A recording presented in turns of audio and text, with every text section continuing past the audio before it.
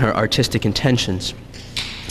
In late 1987, she temporarily set aside her artistic endeavors to become the founding director of Softimage, building it into the world's leading developer of 3D animation software, used for special effects in many Hollywood films, including Jurassic Park and The Matrix. Davies was on the Softimage board of directors and the head of the visual research group for a 10-year period, during which time the company went public on NASDAQ in '92 and was acquired by Microsoft in '94. She led Softimage at the end of '97 to found her own art and technology research company, Immersive. Those of you who are looking for more information on Char's work afterwards, I would direct you to the website Immersive, IMMERSCNCE. I have 3 quick words of my own introduction to Davies' work. One on virtuality and perception, another on religion and interiority, and a third on, let's say, the erasure of the multiple other. I'll be quick. The philosopher Maurice Merleau-Ponty suggested that the behavior of organisms is always a response to their species-specific environment, and that the forms that populate the world with us emerge in the relationship to the evolution of our senses, and vice versa. That is, our specific embodied capacities to perceive, limit, and give foundation to the languages of form in which we live and with which we design. This implies that looking and making are really not so separate after all. Looking and being looked at, wearing and being worn, is the career of the thing and the self. In this, as we look at Davies' work and look with it, keep close at hand this productive materiality of perception. A second word. In his descriptions of primal narcissism, Freud characterizes the mental life of the very young child as one for which memory cannot be distinguished from event and from wish. In fact, the borders of self, the membranes of subjectivity, as it were, have not yet emerged, and inner experience and outer experience cannot be differentiated. Inner world from outer world. The physiological faculties of the child are in perfect working order. There is nothing wrong technologically. But the complexities of differentiation and repetition that give foundation to language and to the discreteness of the ego have not been experienced into existence yet. Freud goes on to make analogies between this state of radical continuity between space, body, and desire as an oceanic feeling, and one that is also the basis of religious experience. Religions here are understood as institutions that rehearse, stage, and ritualize and simulate this primal continuity of the whole world. In a recent essay, Religion, Repetition, and Media, Samuel Weber traces through Derrida and Benaviste the origin of the term religion from the Latin religio, but indicating 2 competing etymologies from there.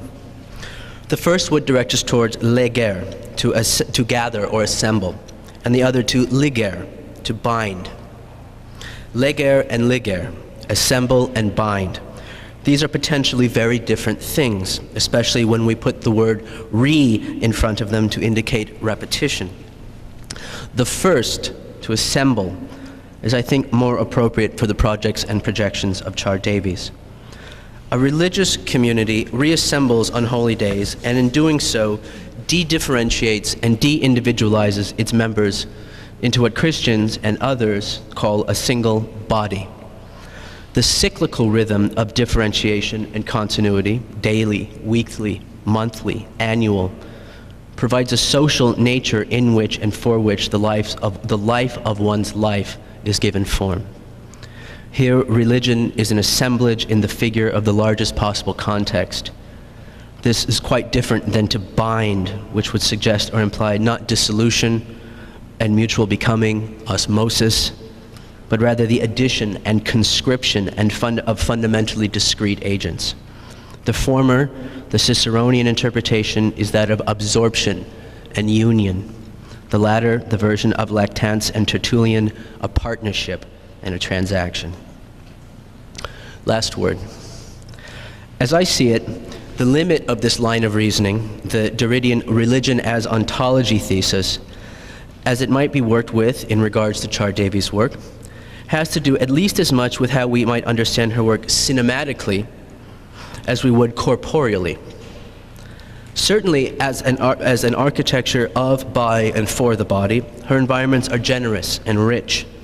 But in these works, considered momentarily as cinema, the subjective I that is embodied, that is doing and undoing the embodying in the midst of these hyper-natures, is strongly coterminous with the cinematic I, E-Y-E.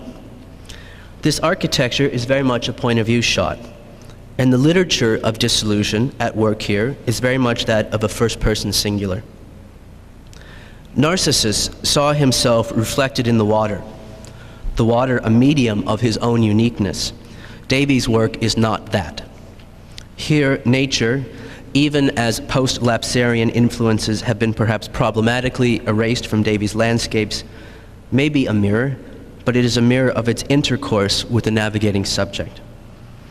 Interiority and exteriority, inside the body and outside the body, are surely renegotiable boundaries, and perhaps the whole premise of skin is really what Davies' work does away with. But like most high-end computational models of architecture, the mimesis at work here is one of, and presumably for, a poetics of space that is uninhabited, if not actually disinhabited by other bodies. Nature is where there is no one else. And in Davies' work, where the I/I is to the extent that she provides an interface for her own trajectories of solution and dissolution. And so, let's keep two questions in mind as she so generously shares her work with us. Are these cities? And if not, why not? Thank you.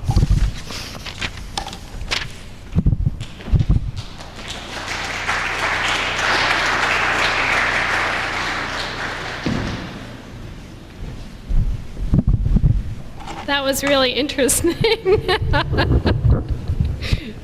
I suppose I could have, if I'd had some piece of paper and a pen while you were talking, I could have rethought everything I would say in the next hour.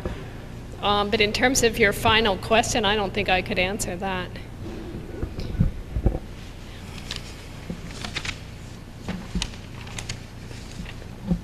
I think you took away my page 1.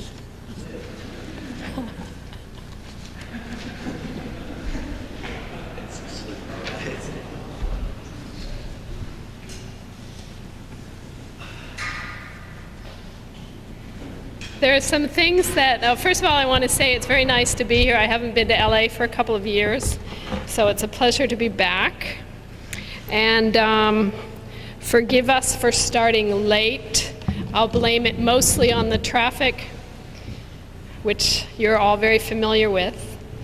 I can't see any of you because of the lights, so forgive me if I'm feel a little disconnected. In fact, as I look out at the audience, I'm seeing a projection of the veins in my retinas onto the darkness, which in some ways is related to some of the things I'll talk about tonight.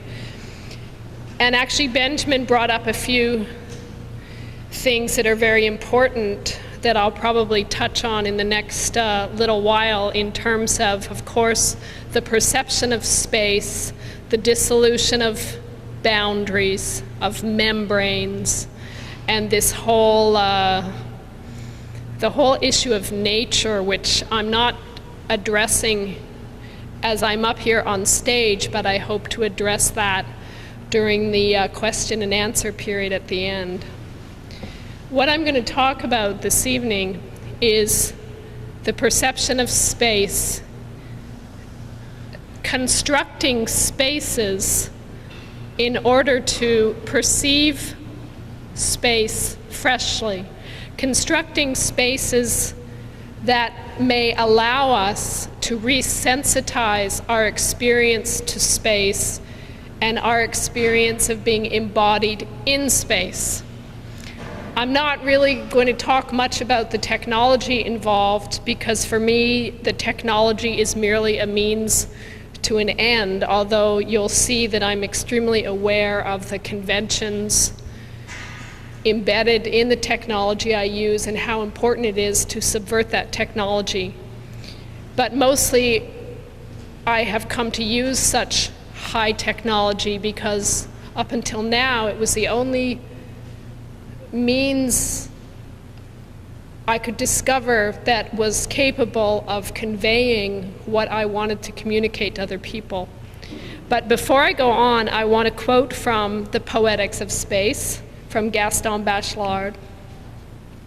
It's a quote that I've used many times in various papers I've written, which is this: by changing space, by leaving the space of one's usual sensibilities, one enters into a space that is psychically innovating.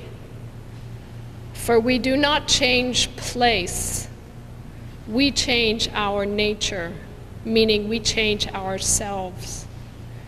Bachelard was talking about wide open spaces that were different from the urban or closed-in spaces we're conventionally used to.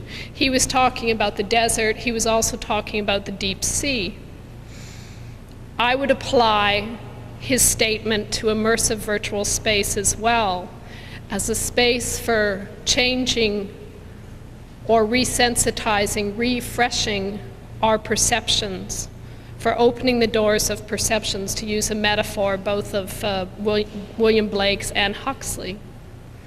But I believe this is only possible if the conventions that are embedded in the technology are subverted. And VR, immersive virtual space, which is the medium I've been using in the last 10 years, originates in the military and Western science, and it is full of conventions that not only reflect but reinforce the Western worldview, particularly in terms of metaphors of domination and control.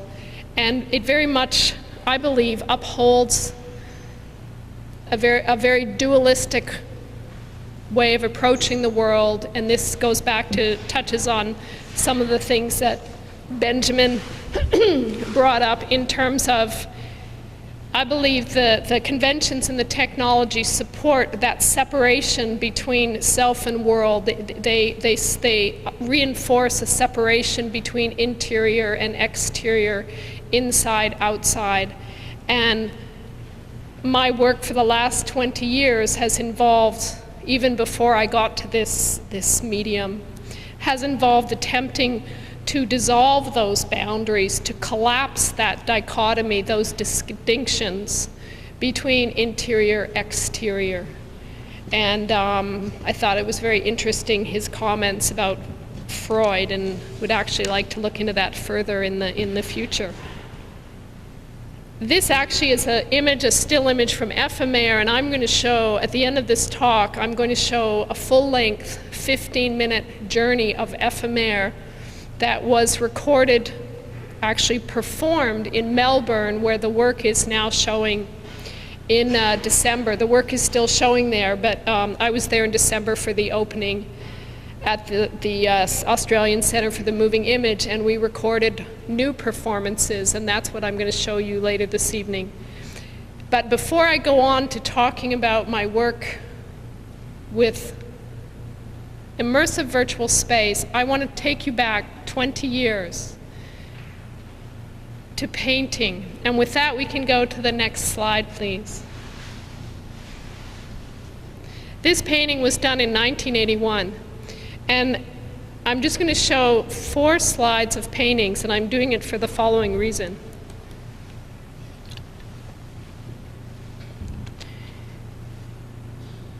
I want to demonstrate to all the students here that I began my career as an artist in a very conventional way. I began as a realist painter, in fact, in the 70s, when realist painting was not popular at all. And so I taught myself perspective. A painting like this, I was celebrating the boundaries between things. I was celebrating the distinction between edges, etc., and became very competent at depicting the world in what was a very photorealistic way. And then I found a way in to an alternative mode of perception, a way beyond that very conventional way of seeing the world. And I did that by taking off my glasses because I'm extremely nearsighted. And we could move to the next slide now, please. This was a painting done in the early 80s. I began doing a whole series of still lifes, working from life and painting light. And in this series, I was attempting to go beyond the conventions of realism, to subvert those conventions, and in fact, dissolve solid form, dissolve boundaries. And so when I got to this part of the series, I in fact began painting glass jars on mirrors in an attempt to do away with the distinct, separate, discrete object altogether. And I was really attempting to collapse by working with literally transparent objects and reflections, to collapse the distinctions between subject, object, figure, and ground. And in a painting like this, it's where I first began to develop the use of transparency, which became key to the immersive virtual environments I would make 10 years later. And also, an image like this has these floating brush strokes that actually were an attempt to describe a full space, a volume of space, and a space that was in flux, that was animated, rather than deal with only the two-dimensionality, the flat surface of the picture plane. And so that as well anticipated where I would eventually end up in terms of working with the voluminous enveloping space of virtual environments. Perhaps we can go to the next one now, please.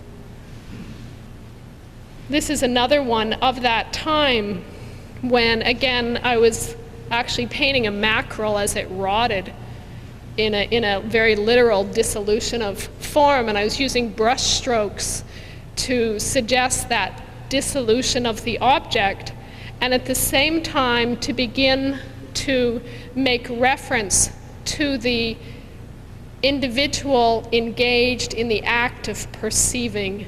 And this became very important for later on in my work as well.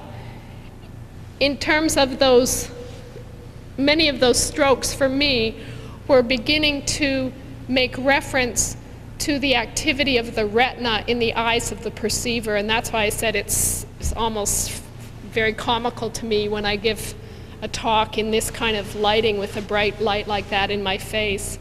I can't see you, the audience. I only see, for reasons an ophthalmologist, I guess, could explain, I see a projection of my retinas into the black space. It's very bizarre, actually.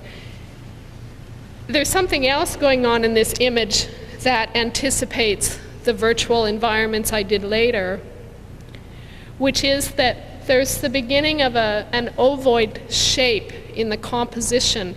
There's a suggestion of a sphere, that dissolving fish form is in the middle of a sphere. And that sphere, that ovoid, was at the time an attempt to again describe that voluminous space that the fish was in, but also again involve and introduce the viewer in the act of perceiving. And this round shape, of course, would later emerge in my work as the enveloping virtual space that completely surrounds the viewer. Can we go to the next slide, please? This painting is from '85 as well. It's one of the very last paintings that I made, and at the time I considered it a failure. I considered it a failure because what I was trying to represent in this painting could not be adequately reproduced on a two-dimensional surface. All sense of form had disappeared. I was attempting to paint the subjective experience of being enveloped in space. Again, it has the use of transparency. It has those floating strokes to suggest light in flux and a volume of space. But most important, and it has that round, that ovoid composition I just mentioned. But most importantly, it has that white stroke in the center, which for me represented the perceiver who was surrounded, encompassed by this voluminous space.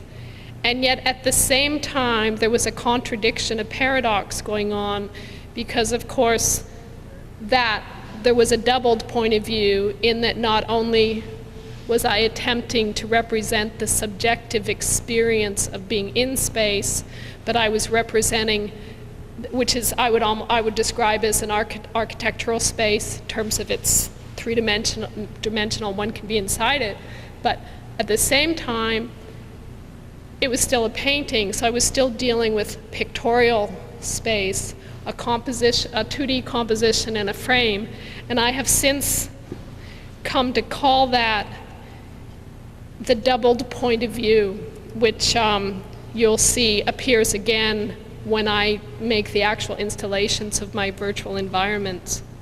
Now, about this time, in '85, when I was making this kind of work, I became very, very interested, isn't a strong enough word, it was almost obsessed with wanting to go beyond the two-dimensional picture plane into what I imagined to be that immersive, enveloping space.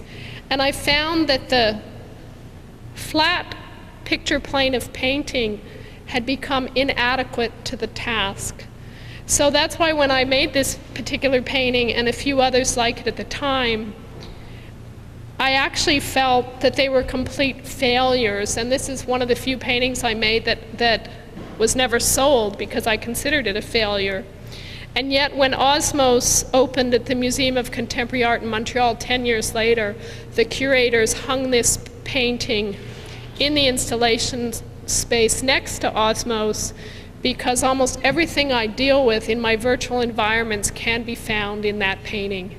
So I think it's quite interesting for young artists and designers and even architects to find that you could be struggling to express something and perhaps doing so with a medium that is inadequate, and then find out years later when you're working in another medium that allowed you to solve or at least explore many of the problems and challenges that you wanted to deal with. In earlier work, all the seeds for that were there, but at the time you felt that that work was failing and that you just didn't have that hindsight, of course, which makes, I guess, it more interesting as one goes along in one's career and you can look back and have those kind of moments.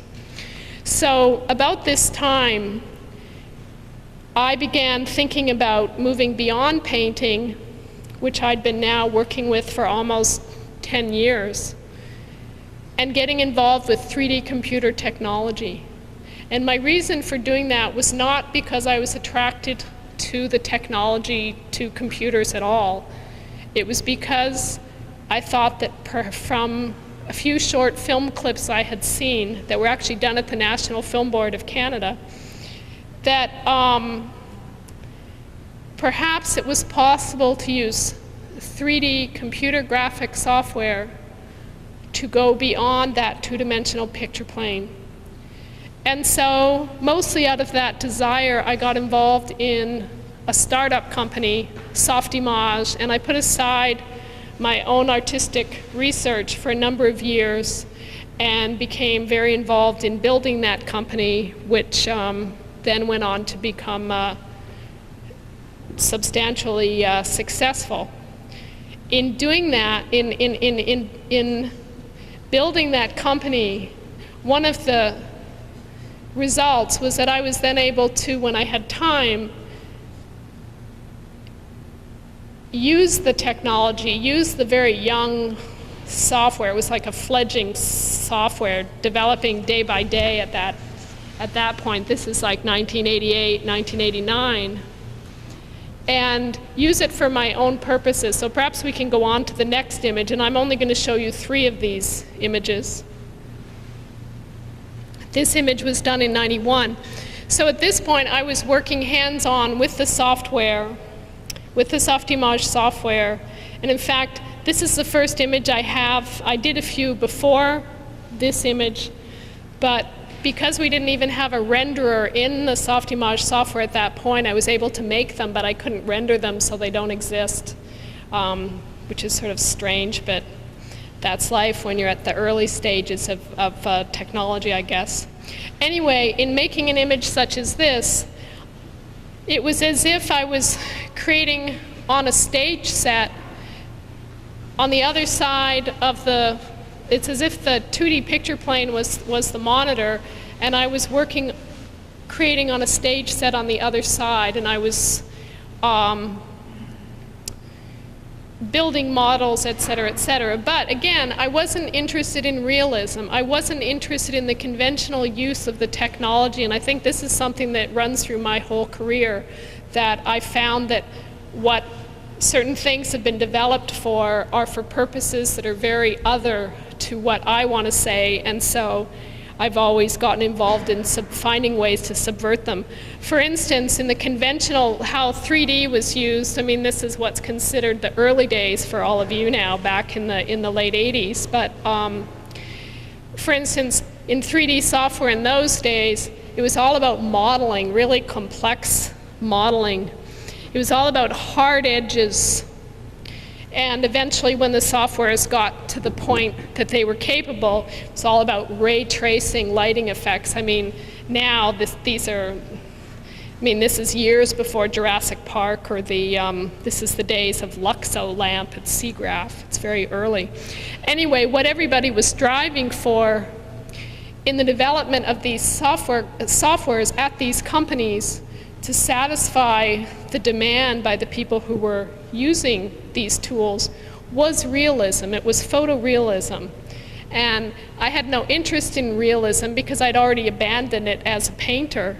And so when I began to use these tools in my spare time at the company, I became immediately interested in how I could subvert them. And I did so by beginning to work with transparency and light. And I did an image like this. This was perhaps just maybe 1,000 triangles. It was all done mostly by light and casting shadows with extremely minimal modeling. And my goal, again, was to go beyond the illustrational quality, go beyond literalism, to evoke, to suggest, and work along what I call a razor's edge of representation between abstraction and recognizability. And that, I think, if no matter what medium I work with, I think that's the most difficult task of all, is to work along that razor's edge, because on one side you fall into abstraction, the other side it's illustration. And if one works that razor's edge, one works with ambiguity, and it's possible to suggest and evoke. And I mean, entire careers have been spent writing about the power of that, so I won't go into that now. Perhaps we can go to the next one. That last image actually I called leaf. This next image I called seed.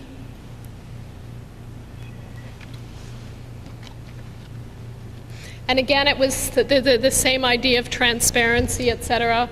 And actually, I being very lazy, I scanned an image from a medical textbook of someone's brain, a CAT scan of a brain, which were those that shape up in the far corner, which I also used in the previous image. And I think in my whole career so far, I use that image of the brain, and I think in Osmose we scanned some leaves, and that's the only time I've ever worked from a photographic source.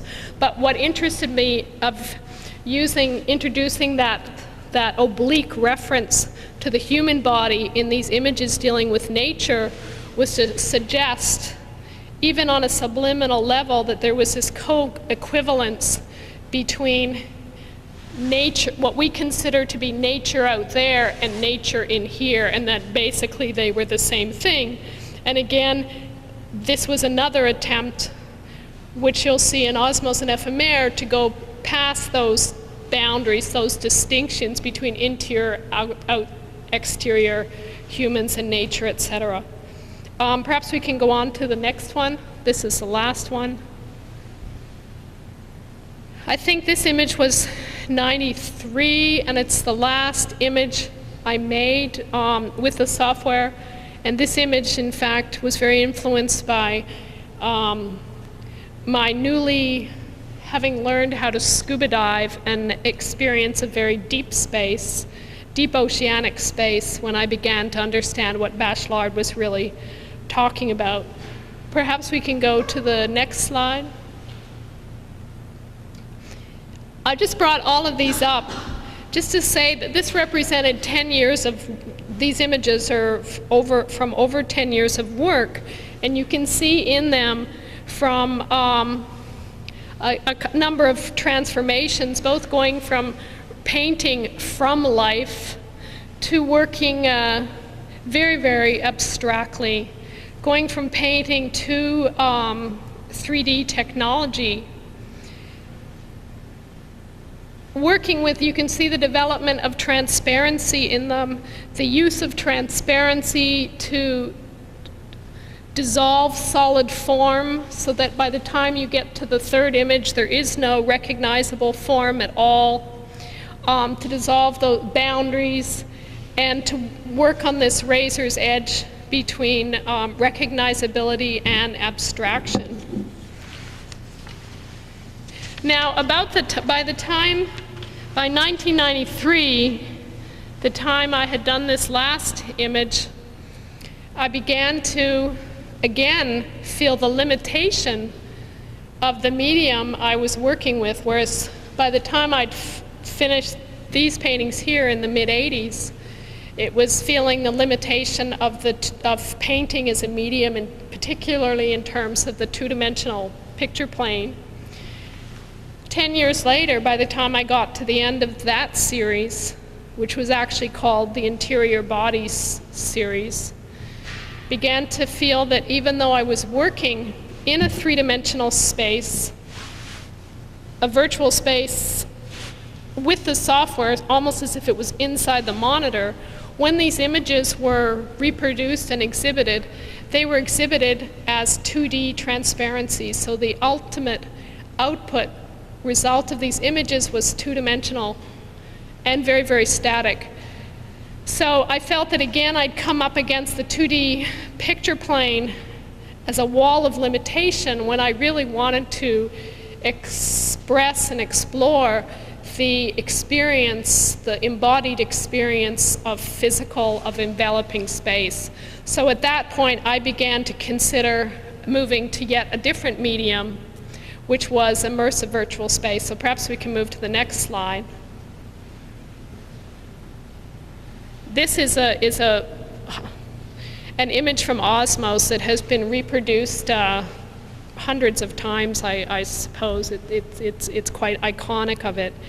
I began to consider immersive virtual space. I prefer that term rather than VR, which has become quite meaningless, as a new medium, primarily because I imagined it could allow not only myself, but the viewer to step past that two-dimensional picture plane I keep obsessing about and enter into a virtual enveloping space. But there were other things about this new medium that I had to contend with. For instance, it was temporal rather than static, but I'd also had a parallel background as a filmmaker, which I'm not going into tonight, so that didn't scare me off too much. It was also oral, in terms of hearing, not only visual. And also, most obviously, it was interactive, in that the viewer would become a participant, an active participant in the work, and not merely passive. I didn't mind any of that, though, because I think I was so intent in finding a way of getting past the picture plane and into enveloping space that I figured I would just deal with all that because I had to. What I was aware of, though, was that in VR at the time, and even now, that medium was like the 3D technology that actually it's very much based on, was full of conventions. As I said at the beginning of this talk, conventions that come out of its history from the military, conventions which to me supported a certain worldview and supported a certain way of being in the world. And perhaps we can go to the next slide. One of those conventions, of course, was photorealism again. All of VR, even then and now, 10 years later, even today, if you look, say, at computer games, is all striving towards photorealism, which I had abandoned in the mid-'80s. This what I call the hard-edged objects in empty space. And again, I thought that this idea of hard-edged objects in empty space, as you saw from that painting dealing with the glass jars on mirrors, this idea of by emphasizing hard edges between things was upholding that dualism between subject-object, interior-exterior, that all my work was attempting to transcend, to dissolve, to break apart. And so I realized that if I was going to work in this medium, of course, it was important to subvert the conventions that were in it, as I had done previously. And one of the major ways I did that was to begin working with transparency. And this is a classic image from Osmose, where I worked with transparency to attempt to go beyond the external appearances of things, the surface appearances of the world, and to evoke rather than illustrate. But you'll see that Osmose is a much more is much more illustrational than Ephémère, the second work, which is far much more abstract. Now, there is another convention that I realized it was necessary to subvert as well, which was in traditional approaches, not only to VR, but to a lot of interactive media, including interactive artworks. People tend to develop interfaces that are all based on the hand, that are very instrumental, based on manipulating, of doing this to that. It's as if people aren't questioning these conventions. And so I realized it was, or for me, it was absolutely imperative that we develop an interface that was alternative to that. And perhaps we can go to the next 6 slides. And so we developed an interface vest that this was shot in Melbourne in December. A very simple vest that is worn, that measures the breathing and the balance of the participant through, we've updated the technology over the years, and at this point it's kind of a pneumatic tube. And as you'll see in the video clip I'm going to show you of Osmose, it demonstrates this. It measures the expansion and contraction of the chest, so that when the person breathes in, they have the sensation they're floating up in the world, and when they breathe out, they're dropping, and when they change their center of balance, they're actually changing direction. And of course, we worked with a helmet.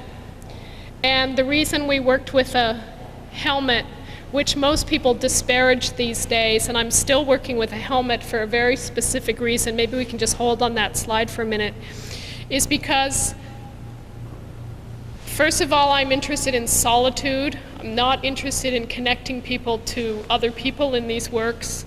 And by working with a helmet, I can have stereoscopy and a very wide field of view. And I know there's other approaches that many people promote instead, such as the cave, when you can be inside a 4-sided or 8-sided projection.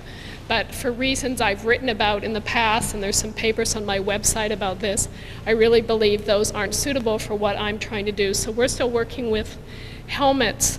And if we can move on to the next slide, which I believe is of the installation. This is the last slide I'm going to show you. This is a photo taken in December of Ephémère, actually in Melbourne. And so I wanted to explain this because this gets back to that doubled point of view I mentioned earlier, where behind that shadow that you see is actually someone who is suited up and who is having the immersive journey of about 15 minutes. Meanwhile, projected next, so that's a shadow silhouette, it's a theater light behind them. Next to them is a data projection live from what they're seeing in the helmet as they go through the work that is responding to their behavior. And there's also speakers, so an audience can go in, both hearing headphones and through the room in general, and witness the journey as it takes place. And for me, this refers back to that doubled point of view of both the subjective first-hand experience, which the immersant, as I call them, is having, and yet at the same time they're being witnessed from the outside. And this installation, which we have used in various renditions for both Osmose and Ephémère, involves a whole ritual where both the audience and particularly the immersants walk in through a light trap. This space is usually so dark, it's as dark as this room. So it takes a lot of getting used to, and then the participant goes back, meets an attendant who acts very much as a guide and suits them up, puts on all this ritualistic equipment, and off they go on that journey. And often they've had a chance to watch other people's journeys before they go in. So there is a communal sense to it, and then they will come out after their journey and often sit and reabsorb their experience while they're watching other people go through.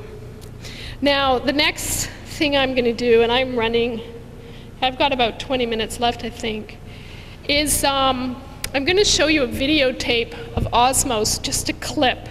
And we don't have the sound working, and that doesn't really matter at this point because I'm showing it just to give you a glimpse of Osmose, but also to show you how the interface works. And I think we could just...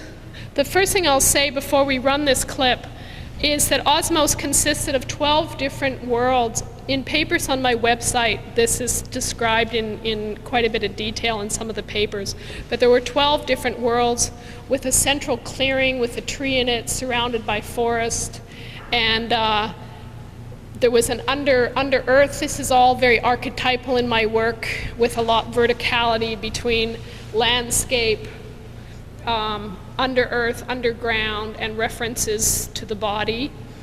As well as in Osmose, there was a substratum of code, which was the actual custom code used to produce the work. And then there was a superstratum at the top, which was text, various texts by Bachelard, Merleau-Ponty, Heidegger, etc., of people who had kept me company over the years, etc. Anyway, why don't we run that video? It's probably just going to be a couple of minutes, and then afterwards, I'm going to sit down on a chair and let a full 15-minute journey of Ephémère play for you, and then we can move on to questions. So since there's no sound, we've turned the sound off, I'll just talk through here. This is, first of all, I should say that this is a very old video. This was shot in 1995, and at that point, Osmose was running on an Onyx, Silicon Graphic Onyx, and now both works are running 8 years later on a PC. So they're showing in Melbourne on a PC. So the participant has floated down into the work where they see this tree. Everything is semi-transparent in terms of They can see down through the earth, etc. Again, you're not hearing it, but as you'll know from the next work, I haven't talked about it as much as I should because I am primarily a visual artist, but in these works, the sound plays a very, very large part of establishing the sense of place. Now, this immersion is actually leaning backwards into the forest, and these are flecks of the forest edge happening now, and they're doing that by rotating around their center of balance and using breath. And so there were these boundary zones happening between these different worlds in Osmose, where if you were very skilled as a navigator, you could hover in two different spaces simultaneously, which didn't make sense in terms of Euclidean space. And this was one of those boundary zones, and if they went too far into the forest, they'd get sucked into the forest and wouldn't be able to come back. Now, again, you can see, even though this was running on an Onyx in '95, because there were two worlds there superimposed on top of each other, that jerkiness was a frame rate down to about 6 or 7 frames a second, because what we were attempting to do at that time was so complex and had never been done, even though now it looks very simple, I would say, in that we were working with transparency in real time, which at that time in '94 was very, very heavy in terms of computing. So even an Onyx was having trouble computing those frame rates. Whereas now we have a frame rate that is super, super fast, and it's on a little tiny PC, and it shows how much things have changed. But I mostly wanted to show these clips just so that, again, you could see the interface we were using, which was an older version of the vest. This was a slider rather than a pneumatic tube.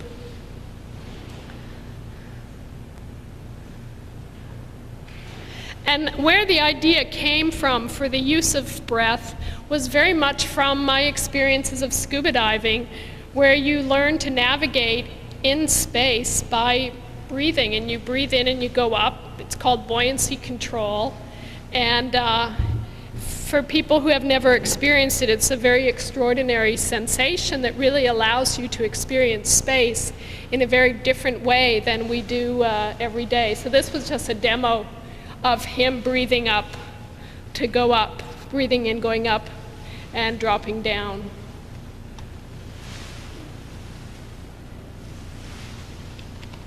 Now another, I mean, there's not time to go into it here, but I've written about it lots. Another reason to work with breath and balance, that this is actually that's film. This is a really early tape, as you can see. I was still learning to scuba dive here, so I was demonstrating for the purpose of this video the use of buoyancy control. And not doing it very well, I might add. But one of my reasons to work with breath was not only to find an alternative to working with hands, which to me reinforced this whole sense of controlling, but was to counteract this whole idea that VR is disembodied. I really wanted to, there you've got that frame rate issue happening again.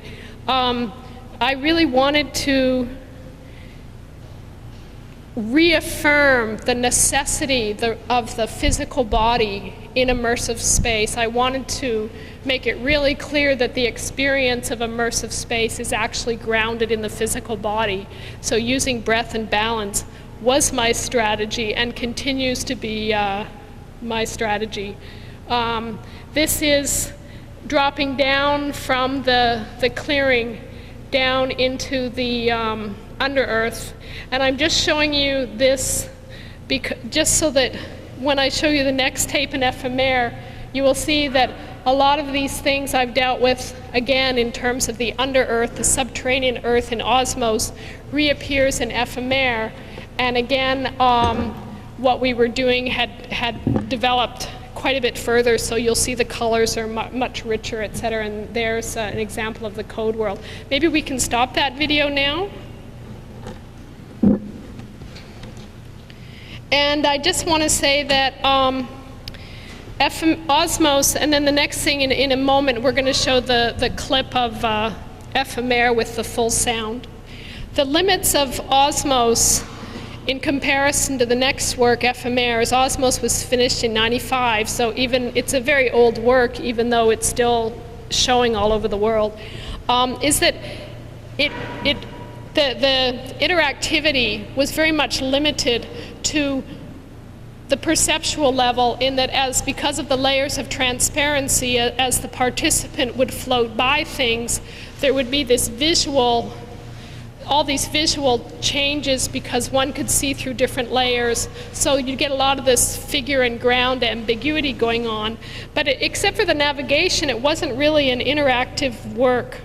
Whereas in the next work, Ephémère, we began to work with not only breath and balance, but gaze, proximity, and speed. So in the clip, well, the entire journey I'll show you, you'll see that there are boulders that when the immersant approaches them at a certain speed, from a certain distance, and with a steady gaze, they open and things happen. Similarly, seeds that appear in the under-earth when approached at a certain actually a certain slowness rather than speed, and gazed at for a certain duration, they open and it's possible to go inside them. And in Ephémère, is rather than having 12 worlds, is based on 3 different levels. Landscape goes back to all my early days as a landscape painter. The under-earth again, and then at the bottom of Ephémère is the interior body, flesh body, not only human, but all flesh bodies. And I say bottom, but it's really relative because it's possible to cycle through these works. So in Ephémère, we kept the same installation, we kept the same interface except for gaze and proximity, etc. And I think what I'd like to do now is just show that entire clip. And so this was running on a PC, and it was performed in December in Australia.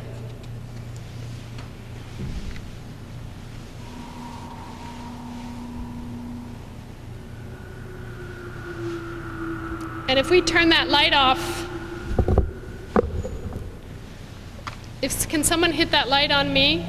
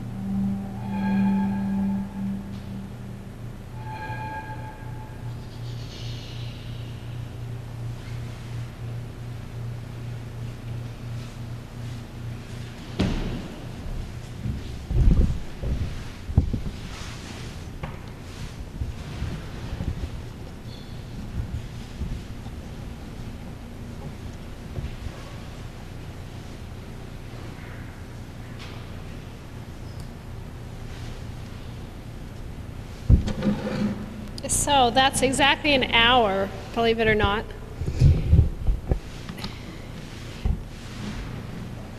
The one thing I didn't say that I think is probably obvious from watching that performance is that Ephémère was very much about flow, where Osmose had been a much more static representation of nature, except for certain particle flows, where we were limited very technically because of the frame rate. In Ephémère, it was more composed as if it was an opera, in that every single element in Ephémère was choreographed, as were all the sounds, which of course were localized in 3 dimensions all around the participant, and the sounds, like each single element were responding in real time to the where the participant was. Everything was choreographed to come into being, to linger, and then pass away in terms of seasonal transformations, night and day cycles, and in response to the emergence. So the work for me was very much a statement about the passing of life and attempting to go beyond not only surface appearances of the world, but the static appearances of the world, and represent instead life as flux, transformation, and flow. And for various reasons that I won't go into here, as an artist, I have been most interested in landscape and nature as my subject matter. But to answer Benjamin's question, could these be seen as cities? Well, I think it would be possible to make such a work as Ephémère about a city, going beyond its static surface appearances, and render that city as a spatial experience composed only of transformation and flows. So I would say in those terms the answer would be yes. Now I would like to, I'm hoping there'll be some discussion with the audience, and Benjamin does look rather like he's coming down with some kind of cold, but I'm hoping that maybe there is time, even though we started late, to open it up to a little bit of dialogue, because that's always my favorite part of these sessions. And to do that, I'd really like to get rid of that giant light, because I feel totally blind up here. And maybe we can turn up the lights in general so I can see you and not just have you see me.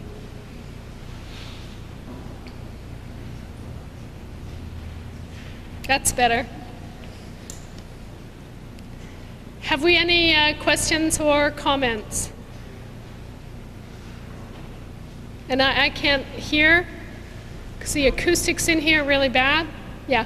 I was actually reminded during Ephémère of a scene near the end of a recent science fiction novel by Ray Egan. You know his work? It's a novel called Shield's Ladder. It speculates on a human society quite a few thousand years into the future. And he's attempting to represent a quantumly determinate world which is generated in life. It's a completely remarkable overlap in terms of just the sort of visual and immersive experience that you've captured in that. But I was also reminded of some of Mata's paintings. And Some of Mata's paintings, was he Argentinian surrealist painter? Chilean. How do you spell his name? Mata, M-A-T-T-A. Oh yeah, okay. Mm-hmm. And the way that he and some of the paintings actually captured, represented multiple spaces overlapping in deep space, Yep. was with a very similar vocabulary of, let's say, quasi-biomorphic elements, which were embedded simultaneously in multiple perspectives of very thin, very sharp, harsh lines. So just formally, there's an incredible. That's interesting. There's an incredible resonance between that work and the work that you've done. And what's the name of that author again? The author's name is Greg Egan, E-G-A-N. He's actually a fairly intelligent art science fiction writer. And what's the name of that book again? Shield's Ladder, How do you spell Shields? A-S-C-H-I-L-D. C-H-I-L-D. Latter. He's very dynamic writer. He's paying attention to some of the people like Miss Nolan, who are doing research on quantum gravity and Leonard Penrose. He's paying attention to artists. Well, if I'd had more time to go into it, I would have said, but I forgot, because you can't say everything in that short of time. When I did that 1985 painting called Blue World Space, that one, I was actually at the Banff Centre of Arts up outside of Calgary in Canada, and had just bought The Turning Point by, and I'd read his earlier book a few years before, but when I read The Turning Point, a big light went on in my brain, because it was all about quantum physics, and I think that really inspired me when I was making that painting. But I find your reference to the painter Mata really interesting. I'm going to go look it up. That's great. It makes me really happy. That's lovely. Yeah. Do you feel like there's literally some kind of platonic parallel world that you're managing to tap into, or that you're interested in connecting to, or a collective consciousness, or some kind of shared experience, or is this more about personal experience connection with passages? Well, I don't feel, I could just talk about the work on many, many different levels from many different angles. So in some ways it gets into personal and mythic. This last work, Ephémère, is very much about the idea of the flow of life and death. It deals with mortality and ephemerality.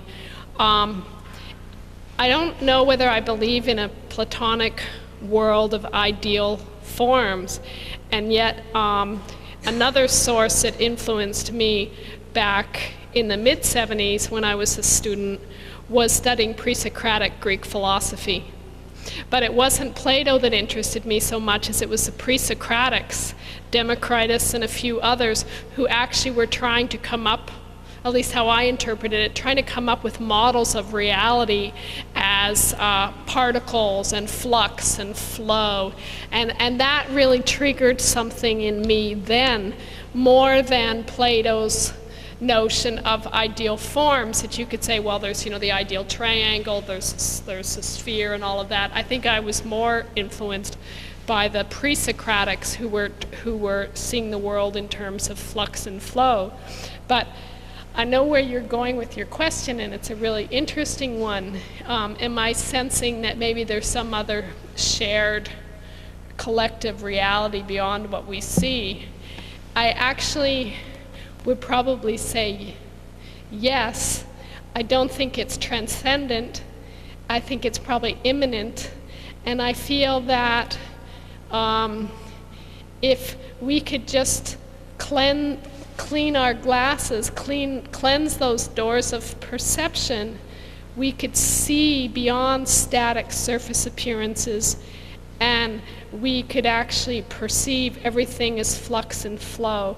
So there's kind of this weird combination of what I'm trying to do, which is conceptual, because I sort of think that, but wanting to actually, in an embodied way, perceive it.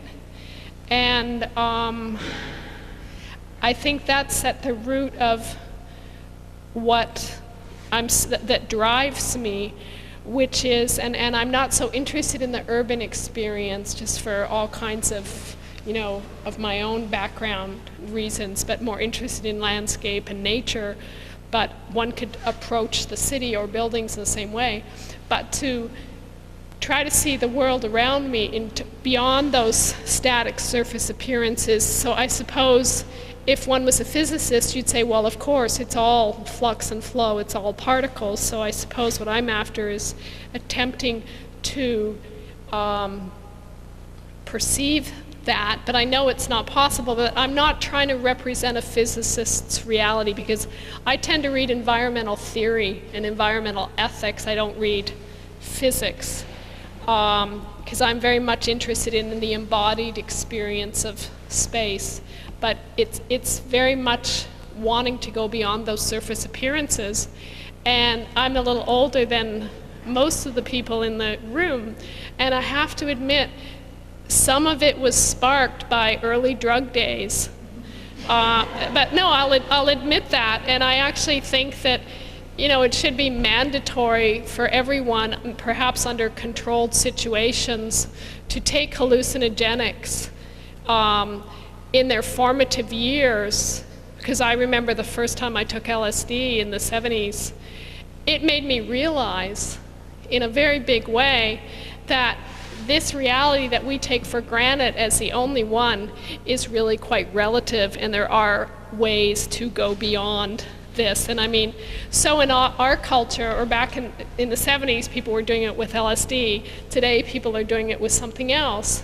But lots of other cultures have attempted to go beyond ordinary perception, not only through ritual use of plants, hallucinogenics, like all over the world, including the Amazon, but also through trance, through meditation, through fasting, all kinds of things. So I think it's really important to give people a glimpse past what we take for granted, which is our habitual perception. Any other questions? Yes?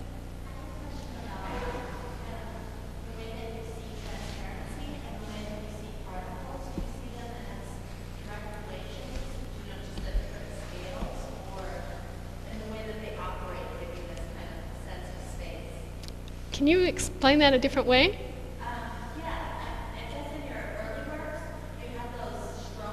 That's right.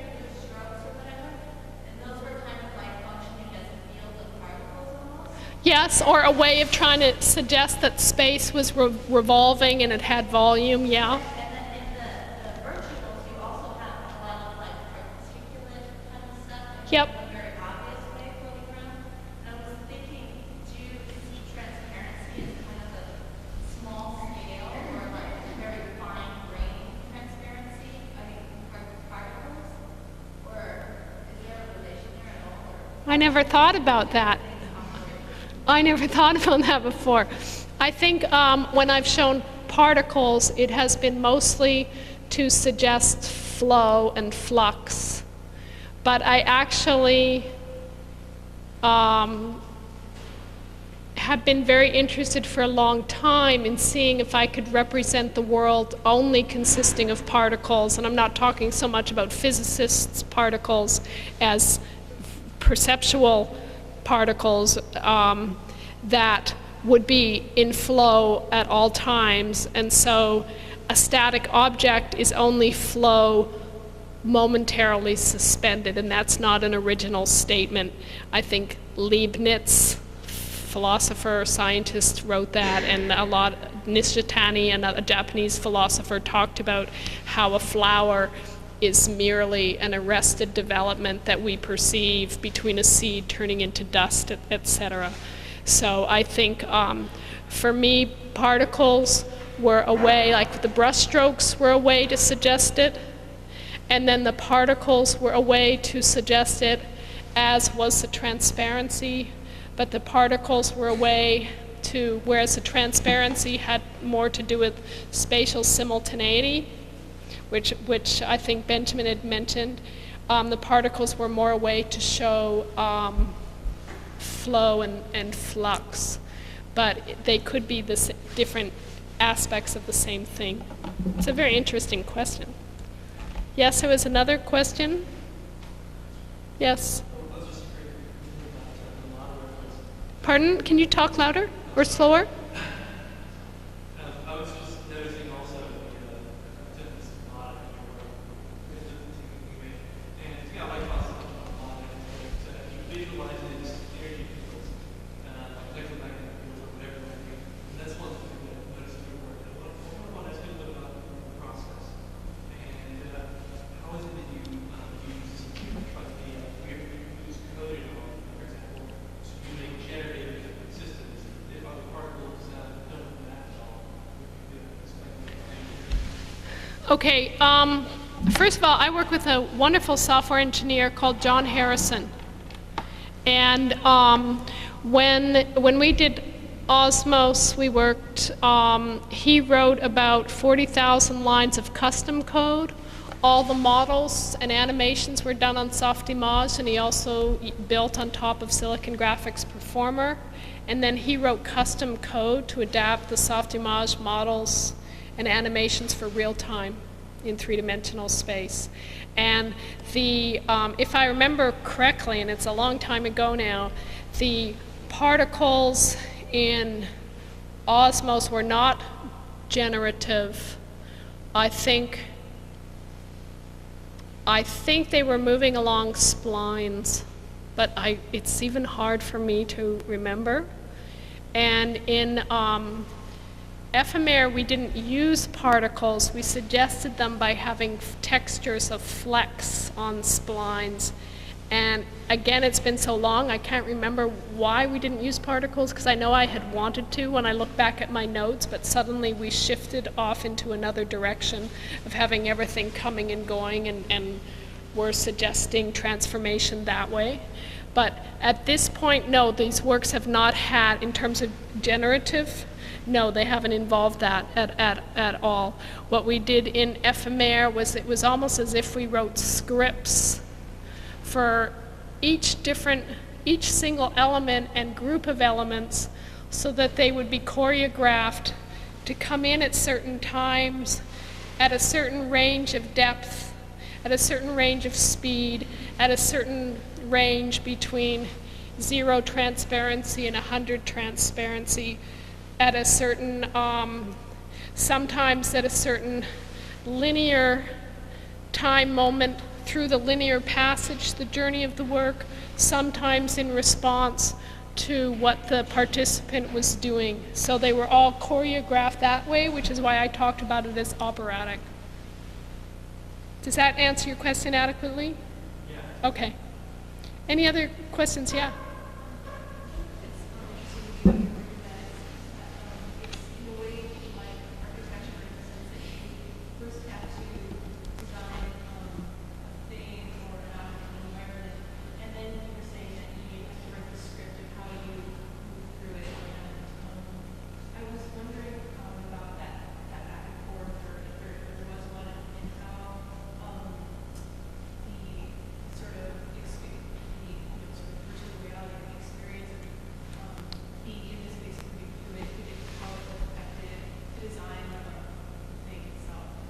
Okay, well, first of all, when I talked about scripting, we were scripting the behavior of the appearance of all the different elements. We never scripted moving through it. So that there could be 100 different journeys or 1,000 different journeys through the work, and they're all going to be different. They're going to be similar in many ways. I mean, the works have their limitations. Osmose has its areas, so you go to one world and it'll be there the next time, and in Osmose people can go back to the tree and they'll always be sort of in the center where they can find it, whereas in Ephémère everything is changing all the time, so they have to let themselves be swept up and move along. They can never go back. But I still can see things in Ephémère in someone else's journey that I've never seen before, just because it'll be some strange combination of elements that have come in that we haven't seen before.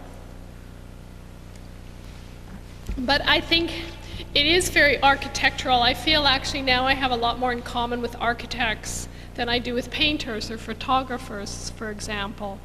So it's like constructing these spatial contexts, which are temporal and spatial, and then having things happen when you let a human being loose inside that spatial temporal context. And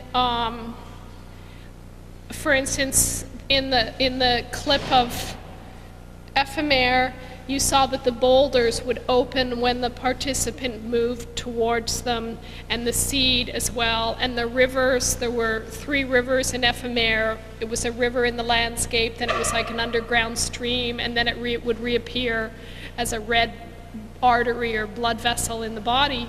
And we gave those gravitational force fields, so that if somebody came near that river, regardless of which one it was, it would pull them into its flow and it would suck them along, and if they stayed on it long enough, it would randomly transform into one of the other realms, which became a non-linear way of navigating through the work.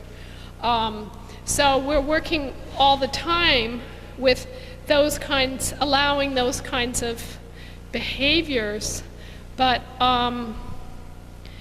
again, there was something else that was going on, and that comes out of my background as a painter, which is you can't, in an immersive virtual environment, you can't control the point of view. You can't control the compositional frame because you're letting somebody loose in there, and they're going to make whatever journey they make out of it. And they're going to see according to where they look. And yet, as a painter, and for instance, when I was doing the still images that were the 3D, the framing was so important. If you put the edge, if you, say, move the edge of the image, if you cropped it maybe a millimeter inside, the whole composition would mean something else, and if you widened it a millimeter to the left, it would fall apart or it would work. And I had spent years framing with that kind of precision because I was working with ambiguity, and if I framed in such a way, suddenly a certain associational meaning was evoked, and if I framed it this way, it all fell apart. So when I began working with an immersive environment, I had to give that up, and that was actually really, really hard to give that up. And so there were times where in these works, I remember working for weeks on the color, so that the color compositions in Ephémère, which had much richer colors than, this was a particularly dark tape of Osmose, but the Osmose colors were very muted because at the time of making the work, I had to make a choice between color contrast or saturation. And I chose a contrast rather than saturation. It was for a technical limitation, whereas Ephémère had full-blown color. And then, of course, you spend weeks tweaking the colors like a painter, so they're absolutely perfect. And by the time they're reproduced on video and they're on a laptop and they're shown in a, the colors completely, it's just what it is. So then you have to give yourself some distance and let the work go on and live its life. Any perhaps a last question before we go? If not, then I'll make, usually I get asked what I'm doing now. Nobody's asked me. So I'll just say what I've been working on in the last year or two is I'm slowly working on another environment, but primarily I've been writing, and I have also turned back to the real in that I've begun landscaping. So I own a farm in Quebec, nearly 500 acres, and I've actually, my interest has been experiencing this whole slip-sliding between the virtual and the real, where when I'm out in a natural landscape and spending a lot of solitary time there, it starts feeling like it's a virtual environment, and that has caused me to go back to a natural landscape and actually start recomposing it as if it is a virtual landscape. And so I've been on this land planting 30-foot trees and bringing in hundreds of truckloads of earth to transform hills, and actually trying to restore the biological diversity of this particular kind of land. And so in addition to environmental theory, I've been reading a lot of landscape design, history and aesthetics of landscape architecture, et cetera, et cetera. And I think what's informing me most of all these days is actually landscape design. Even though I am going on to make another virtual environment, it is actually about this particular real landscape, so that the two of them will be very much woven together. Anyway, I think it's after 9 o'clock. Thank you for coming.